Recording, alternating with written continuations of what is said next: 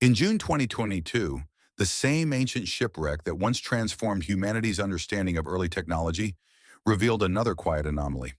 Beneath the waters off the Greek island of Antikythera, marine archaeologists identified what is believed to be the long-lost marble head of Hercules, the Roman adaptation of the Greek hero Heracles. The discovery did not announce itself as a masterpiece. For decades, the object had gone unnoticed, dismissed as a misshapen stone embedded in marine deposits. Only when divers uncovered a nearby statue plinth, still bearing the lower portions of its legs, did the true nature of the find become clear. The Antikythera shipwreck was first discovered in 1900 by sponge divers operating at depth. Since then, it has remained under near-continuous archaeological study, yielding bronze statues, luxury goods, glassware, and most famously the Antikythera mechanism, an intricate geared device widely regarded as the earliest known analog computer. The wreck is believed to have settled into its current position around 60 BCE, resting undisturbed for roughly 2 millennia. Yet even after more than a century of investigation, the site continues to produce artifacts that challenge assumptions about what remains hidden in plain sight. The marble head of Hercules is heavily eroded. Facial features are softened, edges rounded, and the surface bears extensive damage consistent with long-term submersion. These conditions explain why it evaded identification for so long. It was not artistic clarity that revealed it, but context. The presence of the statue's base and lower limbs confirmed that the stone belonged to a full, sculptural figure, likely part of the cargo rather than a decorative fixture of the ship itself. The same excavation season produced another unsettling discovery. 2 human teeth were found embedded in marine concretions at the site. Their position and condition indicate they belong to at least one individual who did not escape the vessel before it sank. No full skeletal remains have been recovered, but the teeth serve as physical confirmation that the wreck was not merely a loss of objects, but of life. Historians believe the ship, measuring approximately 130 feet in length, was traveling toward Rome from somewhere in the eastern Mediterranean, transporting high-value art and goods intended for elite Roman patrons. It likely sank during a violent storm. Yet many details remain unresolved. Who commissioned the statues? Why were such exceptional objects transported together? And how much of the wreck still lies concealed beneath sediment and corrosion? More than a century after its discovery, the Antikythera shipwreck continues to revise itself. Each recovery suggests that the site is not a closed chapter, but an active archive, one that reveals its contents only when circumstance, technology, and patience briefly align. For centuries, the Black Death has been defined by its devastation rather than its beginning. Between 1346 and 1352, the plague tore through Europe, the Middle East, and parts of North Africa, killing an estimated half of Europe's population. Contemporary accounts described entire cities collapsing into silence. Yet despite its scale, historians long lacked a definitive answer to a basic question. Where exactly did it start? That uncertainty may now be narrowing. In recent years, researchers studying medieval tombstones near Lake Issyk-Kul in what is now Kyrgyzstan identified an unusual pattern. 2 nearby cemeteries, Karajigak and Barana, showed a sudden and disproportionate spike in burials during the years 1338 and 1339. Many of the gravestones were inscribed with a single cause of death: pestilence. At first, the inscriptions were treated cautiously. Medieval terminology was often vague, and mass mortality alone was not enough to confirm the presence of plague. But the cemeteries presented an opportunity rarely available to historians. Several of the graves were intact and datable with precision. Scientists exhumed the remains of 3 individuals and conducted genetic analysis on dental pulp preserved inside their teeth. The results were unambiguous. All 3 individuals carried DNA from Yersinia pestis, the bacterium responsible for bubonic plague. More significantly, the strain matched the ancestral lineage from which later European Black Death strains appear to have evolved. This places a confirmed outbreak of plague in Central Asia several years before it erupted in the Mediterranean world. From this region, historians believe the disease likely traveled west along established trade routes. Lake Issyk-Kul sat near key corridors of the Silk Road, where merchants, animals, and goods moved continuously between east and west. Infected fleas carried by rodents and other mammals would have required no awareness of borders or destinations. Once the bacterium reached trading ports, it could spread rapidly aboard ships bound for the Black Sea and beyond. This finding also reinforces a shift in scientific understanding of transmission. While rats were once blamed as the primary drivers of the Black Death, current evidence suggests that infected fleas played the central role, moving efficiently between hosts and dense human populations. The discovery near Lake Issyk-Kul does not close the case entirely. It does not explain why the plague emerged when it did, or why it became so lethally efficient in Europe, but it does relocate the opening chapter of the pandemic to a specific place, a specific time, and a small cluster of graves that sat unnoticed for centuries. The dead left no warning, only a trail written in stone and sealed in teeth, pointing backward to the beginning of one of history's greatest catastrophes. In June 2022, two fragments of a Viking-age sword were brought together for the first time in more than 1,000 years. What makes the reunion extraordinary is not only the rarity of the weapon, but the fact that its pieces were discovered separately, months apart, by different people in different locations along Norway's western coast. There was no marker, no burial mound, no legend tying them together, only chance, patience, and an unlikely alignment of details. The first fragment surfaced in 2021 near Stavanger, when an amateur metal detectorist recovered part of a sword hilt from the soil. On its own, the object raised interest but little certainty. The blade was missing, and without it, the sword could not be easily classified. Then in the spring of 2022, a second detectorist searching farmland several kilometers away uncovered another decorated piece of metal. When archaeologists examined the find, the fit was unmistakable. The two fragments belonged to the same weapon. Once reunited, the hilt revealed enough surviving structure for detailed analysis. Despite corrosion and fragmentation, the decorative patterns remain legible. Intricate carvings along with traces of silver and gold inlay allowed historians to compare the sword to known typologies used across Britain, Ireland, and continental Europe during the Viking Age. Based on these features, scholars concluded that the sword was forged in either England or the Frankish Empire near the beginning of the 9th century. This identification was possible even without the blade, which would normally be the most diagnostic component. The sword itself represents a broader mystery of early metallurgy. Modern audiences often associate advanced steel with recent industrial innovation, particularly stainless steel, valued for its resistance to corrosion. Yet archaeological and textual evidence shows that rust-resistant steel existed long before the modern era. Research published in the Journal of Archaeological Science has traced the origins of chromium-containing steel to Chahak in present-day Iran. An 11th century manuscript by the scholar al-Biruni titled A Compendium on the Knowledge of Gems contains instructions describing the production of a steel alloy with properties consistent with corrosion resistance. This written evidence is supported by the discovery of smithing slag in the Chahak region dated to the 12th century, containing chemical signatures of crucible steel enriched with chromium. The evidence is strong enough to confirm that the technology existed. What remains unexplained is why it did not spread, or why the knowledge appears to have vanished for centuries before being rediscovered. Like the Viking sword itself, fragments of advanced understanding survived, separated by time and distance, waiting to be recognized as parts of a much older whole. Standing in silent rows near Cabras on the western coast of Sardinia is a group of stone figures unlike anything else in ancient Europe. Known as the Giants of Monte Prama, these statues are imposing in both size and presence. Each figure rises up to 8 feet tall, carved from sandstone, with rigid postures, oversized hands, and large circular eyes formed from flat stone discs. The gaze is blank, mechanical, and unsettling. Even among seasoned archaeologists, the statues provoke an immediate sense that they were meant to be seen and felt. No one knows exactly when they were carved. Most scholars place their creation between the 11th and 8th centuries BCE, roughly 3,100 to 2,800 years ago. This dating is based on stylistic analysis in the archaeological layers in which fragments were found.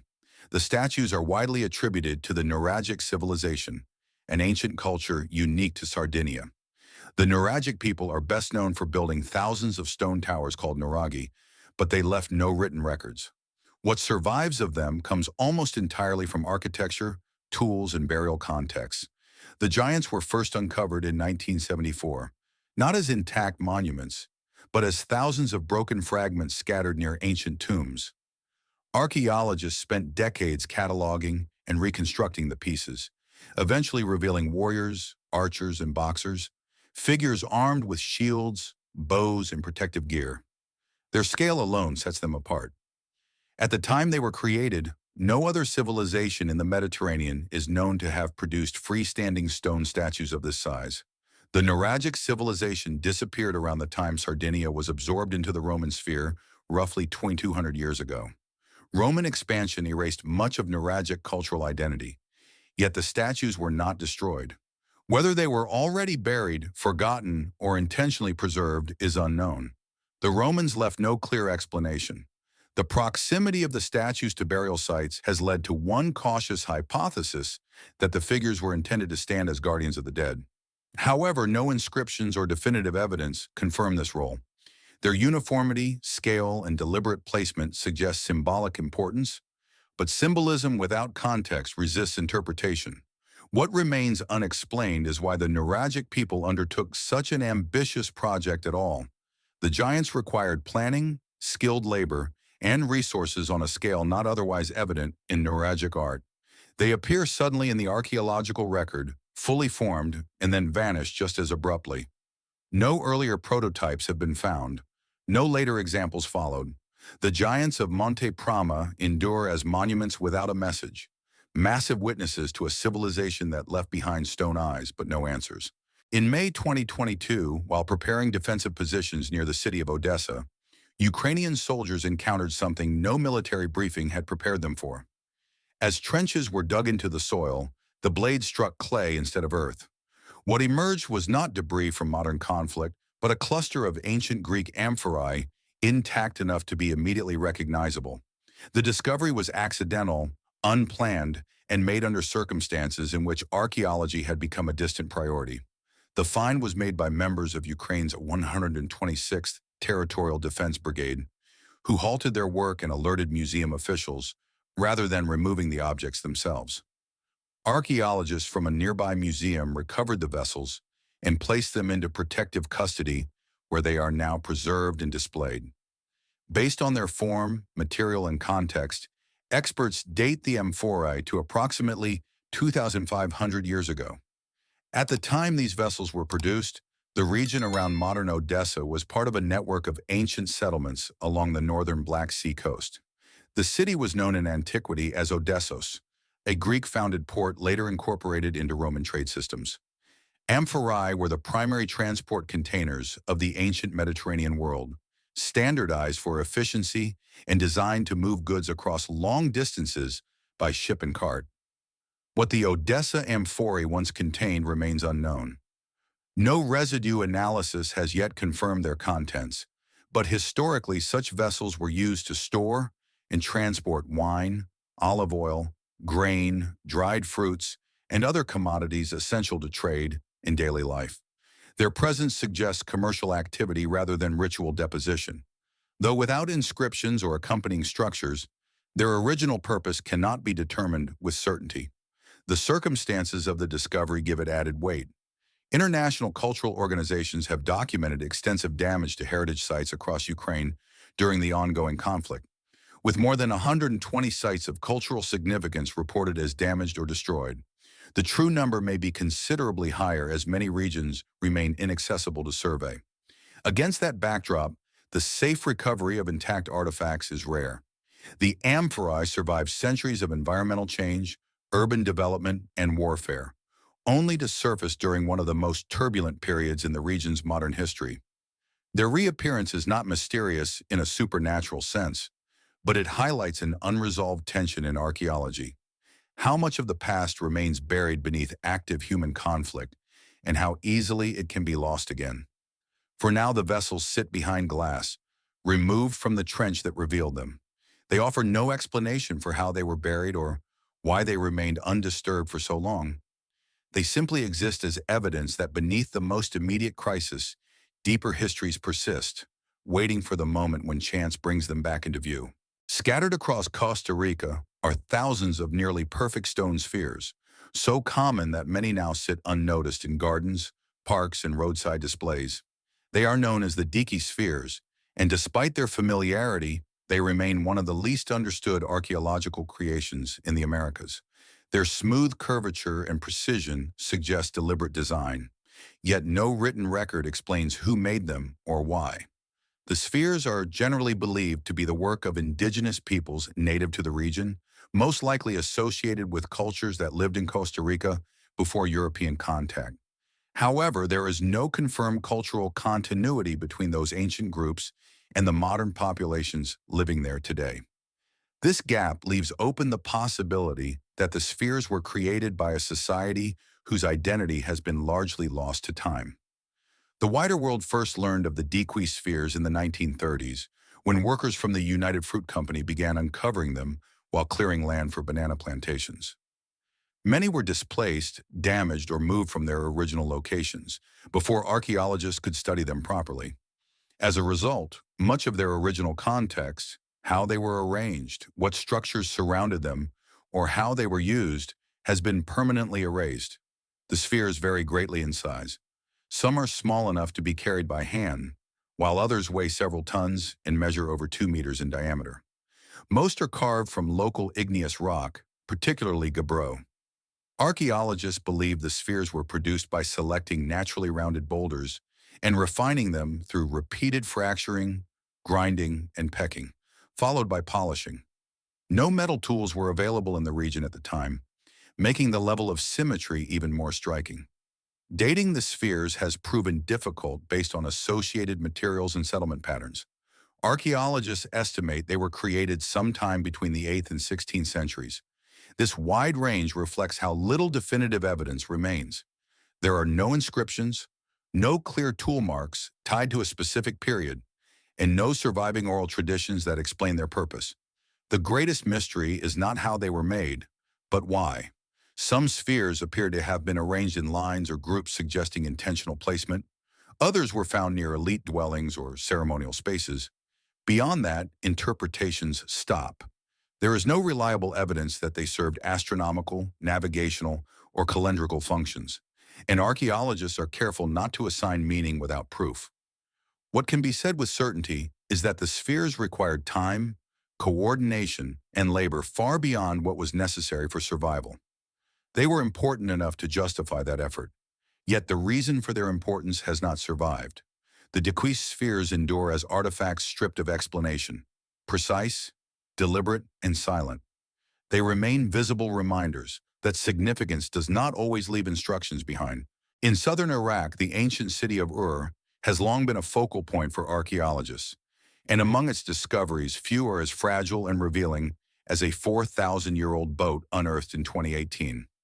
An international team of archaeologists found the vessel just yards from a heavily trafficked road where erosion and constant vibration threatened to destroy it.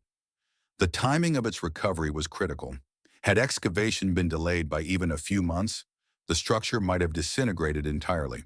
The boat measures approximately 20 feet in length and 4 feet across, a modest size by modern standards, yet substantial for its time.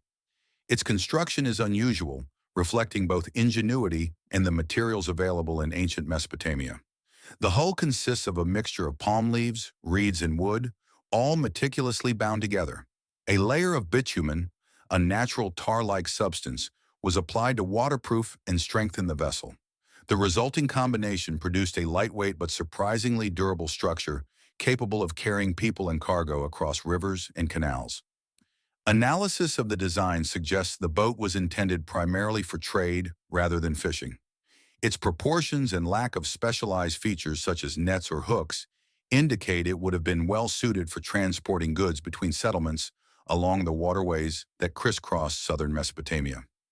During the period of its construction, Ur was one of the largest cities in the world, with an estimated population of roughly 80,000 people, functioning as the capital of Sumer. Trade was essential to the city's economy, and a vessel like this would have been a lifeline for commerce, connecting Ur to surrounding towns and agricultural regions. Wooden artifacts of this age are exceedingly rare. Wood typically decays quickly in Mesopotamia's fluctuating climate, making the preservation of the Ur boat exceptional. Its survival is attributed to the manner in which it was buried. The vessel had become embedded in a dry, compacted layer of sediment, effectively sealing it from moisture and oxygen. This natural preservation allowed researchers to study its structure in detail, revealing construction techniques that would otherwise have been lost to history. The discovery sheds light not only on ancient boat building, but also on the logistical sophistication of early Sumerian civilization. It underscores how large urban centers like Ur relied on intricate networks of transport and commerce, supported by tools and vessels adapted to their environment. Even now, after 4 millennia, the boat stands as a testament to human ingenuity, an artifact that bridges the gap between everyday life and the grand scale of one of the world's earliest civilizations, preserved against the odds for us to uncover and study. In March 2022, archaeologists working at the Huasa Las Ventanas site in northern Peru uncovered a discovery that offers a rare glimpse into the medical practices of a civilization long past. Buried beneath centuries of soil was a single individual interred with a complete set of surgical tools. The burial is estimated to date back roughly 1,000 years, making it the first known tomb of a surgeon from this era in the region. The assemblage provides unprecedented insight into the sophistication and status of medical practitioners in pre-Columbian Peru. The contents of the tomb are both remarkable and enigmatic. The individual was buried with a bundle containing 50 bronze alloy knives, each featuring a single cutting edge. Chemical analysis reveals that the bronze contains unusually high levels of arsenic, a detail whose purpose remains unknown. Alongside the knives were needles and awls of varying sizes, instruments clearly designed for incision, suturing, or other precise manipulations. The tools are primitive when compared to modern surgical equipment, yet their organization and range suggest careful planning and specialized knowledge. Among the surgical instruments lay a fragment of tree bark, the species of which has not yet been identified. Researchers speculate that it may have been used as an anti-inflammatory or analgesic, perhaps in a manner similar to how willow bark was employed in Europe centuries later to create early forms of aspirin. Whether it was administered before, during, or after surgery remains a mystery, but its presence indicates an awareness of medicinal properties in the use of natural remedies to manage pain or inflammation. The individual's burial suggests a status beyond that of a typical practitioner. Accompanying the surgical kit were a gold funerary mask and a large bronze pectoral, both symbols of wealth and prestige. Such grave goods indicate that the surgeon held a respected position within his society, valued not only for technical skill, but perhaps also for knowledge, wisdom, and social influence. The combination of practical tools and ceremonial adornments suggests a complex interplay between science, ritual, and social hierarchy. Historians and archaeologists agree that this find significantly expands our understanding of pre-Columbian medicine. It demonstrates that surgical knowledge was advanced, specialized, and respected in a culture often underestimated in terms of scientific capability. Yet many questions remain unanswered. How were the procedures performed? What techniques were employed to ensure survival? And what role did ritual or belief play alongside practical healing? The Huaca Las Ventanas tomb preserves more than the remains of one man. It preserves the legacy of a healer whose work bridged observation, skill, and community standing.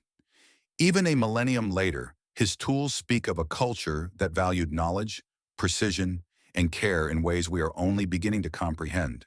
Long before modern humans emerged in Africa some 200,000 years ago, something extraordinary was happening in what is now Israel. At the Evron quarry site in western Galilee, archaeologists have uncovered evidence that challenges the conventional timeline of human innovation.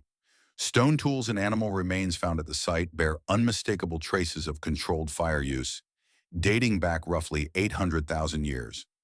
This discovery forces a reevaluation of the cognitive and technological abilities of early hominins, long before Homo sapiens appeared on the scene. Researchers from the Weizmann Institute of Science conducted detailed analyses of the site's artifacts, confirming that no fewer than 26 flint tools had been subjected to deliberate heating. Temperatures exceeded 600 degrees C on some specimens, a level difficult to achieve and maintain without intentional effort. The heating altered the properties of the stone, making it harder and sharper, an early form of material enhancement that suggests a sophisticated understanding of cause and effect. The evidence extends beyond tools. Among the remains was an elephant tusk that showed clear signs of having been exposed to fire, possibly during the process of cooking or preservation. This indicates that early hominins were not merely reacting to natural fires, but were harnessing and controlling fire for practical purposes, potentially including food preparation, protection, and material processing. Until recently, archaeologists did not suspect that pre-Homo sapiens species could develop such pyrotechnology. The Everon quarry findings overturned previous assumptions, demonstrating that the controlled use of fire is far older than previously recognized. It opens a new field of inquiry into the lives of these early populations. How did they ignite fires? How did they transport and maintain them? How did they pass the knowledge from one generation to the next? The implications extend beyond technical skill. Controlled fire requires planning, social coordination, and an understanding of cause and effect, traits often reserved for modern human cognition. The fact that hominins nearly 1 million years ago could manipulate their environment in this way suggests a level of intelligence, innovation, and adaptability far beyond what was assumed. Everon Quarry is more than an archaeological site. It is a portal into a world where early humans or their predecessors experimented with one of the most transformative technologies in history. Every charred flint fragment, every scorched tusk tells a story of curiosity, problem-solving, and the earliest sparks of ingenuity that would eventually define our species. In May 2022, a remarkable discovery emerged from the small Icelandic village of Adi, a human-made cave carved directly into the soft sandstone cliffs. Archaeologists are confident that Viking settlers were responsible for its creation, adding a new chapter to our understanding of how far the Norse expanded beyond their Scandinavian homelands. Adi itself was once part of the domain of a powerful Viking clan, the Odaverjar, most notably led by Semendur the Learned, who lived from 1056 to 1133. Historical records credit him with chronicling much of what we know about the early kings of Norway, and it is thought that work on this cave system may have begun during his lifetime. The purpose of the cave remains uncertain, though experts suspect it functioned as an FJOS, a type of medieval-era cattle and horse stall. Its interior is treacherous. The sandstone is soft and prone to collapse, meaning excavation and study must proceed cautiously. Archaeologists have only begun to explore the shallow chambers, while the deeper recesses remain largely inaccessible, leaving the possibility of further discoveries tantalizingly out of reach. The construction itself demonstrates an advanced understanding of materials and space. Carving into sandstone requires precision, as even minor errors can compromise structural integrity. That the cave has survived nearly a millennium despite its fragile medium, and the harsh Icelandic climate speaks to the skill and planning of its creators. Its presence also reflects the Vikings' adaptability, showcasing not only their prowess as seafarers, but their ability to manipulate land and resources to support settlement in challenging environments. Though Adi may have been a local agricultural or livestock installation, its discovery contributes to a broader narrative of Viking expansion. From Scandinavia to North America, the Norse demonstrated remarkable mobility and ingenuity, and this cave serves as a quiet testament to their domestic and logistical capabilities. Beyond Iceland, similar mysteries continue to challenge archaeologists worldwide. In Egypt, for instance, a May 2022 excavation in the ancient Red Sea port of Berenice Troglodytica revealed a cluster of skeletons arranged in a manner never before seen. 7 individuals were found huddled together with their lower limbs pressed against their chests inside stone boxes. Scientific analysis dates the burial to approximately 1,500 years ago. The positioning would have required binding, suggesting either ritual, punishment, or deliberate cultural practice. Yet burial goods indicate the deceased were elite members of society. The paradox of status and confinement deepens the mystery. Like the Adi Cave, It is a puzzle that offers tantalizing glimpses into human history while refusing easy explanation. Both the cave in Iceland and the unusual burials in Egypt remind us that the past is rarely straightforward. Structures, artifacts, and human remains preserve traces of ingenuity, belief, and behavior. Yet they often leave questions that span centuries and continents. They are markers of human activity, frozen in time, waiting for those patient enough to decode their stories. If these ancient mysteries fascinated you and changed the way you look at the ground beneath your feet, please subscribe to our channel and hit the like button. We are constantly excavating the history that time tried to bury, and your support helps us bring these lost worlds back to light. The next great treasure of the past will be revealed soon.